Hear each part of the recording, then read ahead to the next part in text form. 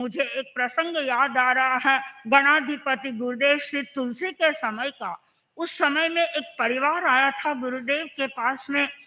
पर गुरुदेव ने पूछा कैसे आए हो, तो उन्होंने कहा गुरुदेव हमारा 33 साल का लड़का था, वह गुजर गया, हम आपसे संबल लेने के लिए आए हैं।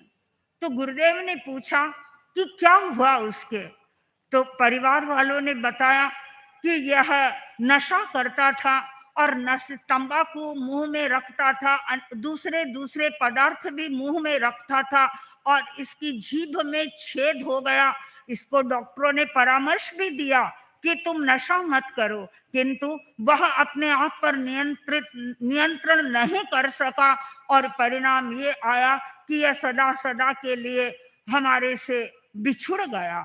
तो यह तो एक व्यक्ति की कहानी है। अनेक लोग ऐसे हैं जो नशे के कारण अपने लीवर को इफेक्टेड कर रहे हैं, उनकी किडनियां खराब हो रही है, उनका डाइजेस्टिव सिस्टम बिगड़ रहा है, फिर भी लोग नशे को नहीं छोड़ रहे हैं।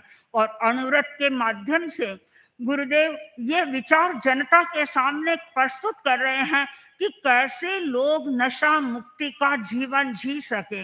और नशा मुक्त यदि जीवन जीना है तो कुछ ऐसे संकल्प जीवन में करने होंगे जिससे आप नशे से दूर जा सकते हैं। सबसे पहला तो यही है कि आप अपनी दिनचर्या को अच्छा बनाएं, ओपनिंग द डे बढ़िया करें। सबसे पहले उठे तो मोबाइल को नहीं, अपने भगवान का स्मरण करें। मोबाइल की स्क्रीन पर अपनी अंगुलियां नहीं चलाएं, अपनी अंगुलियों को भगवान के स्मरण में लगाएं।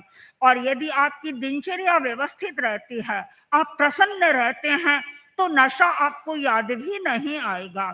दूसरी बात है, आप यदि ये संकल्प करेंगे कि मुझे चोरी नहीं करना है, तो आप नशे की आदत में नहीं जाएंगे। बहुत से युवा लोगों के संस्मरण सुने हैं और उनमें ऐसा प्रतीत होता है कि इस नशे के कारण लोग चोरी की आदत में चले गए, क्योंकि धन का अभाव था और चोरी कर करके रुपए इकट्ठे करते और इकट्ठे करके फिर वो शराब पी लेते हैं और दूसरे अन्य अन्य जो नशे की चीजें हैं उनका प्रयोग कर लेते हैं।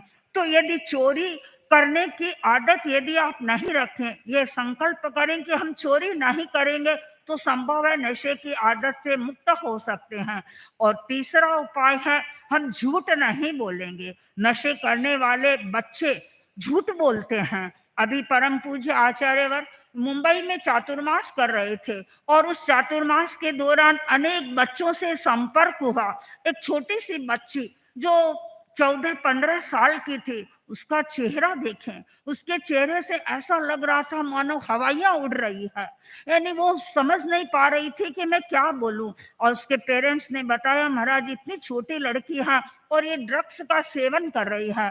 मैंने उसको पूछा कि क्यों तुम ड्रग्स का सेवन कर रही हो, तो उसने कहा मेरा मन तनाव से भरा हुआ है और मुझे कोई रास्ता नहीं दिखाई दे रहा है, इसलिए मैं इस रास्ते में चली गई। क्योंकि स्कूल में तो प्रारंभ में जब छोटे बच्चे होते हैं तो वो जो नशा बेचने वाले लोग होते हैं वो फ्री देते हैं, और जब फ्री देते हैं उनकी आदत बन जाती है और फिर वो जो आदत है उनके स्नायुगत बन जाती है और उसकी मांग हो जाती है और फिर वे उस नशे की आदत में चले जाते हैं।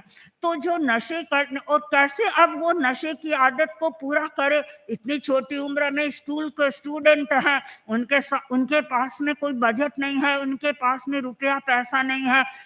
चोरी करेंगे, झूठ बोलेंगे और रुपयों को इकट्ठा करेंगे, नशे की दवाइयां बोलेंगे और फिर वे इस क्षेत्र में आगे बढ़ते चले जाते हैं।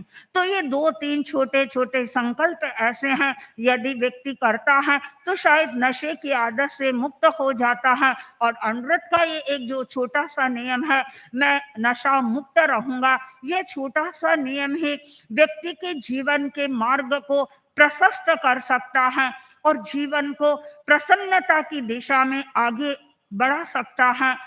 आप कल्पना करें कि हमें नशा मुक्त होना है, हमारे परिवार को नशा मुक्त बनाना है।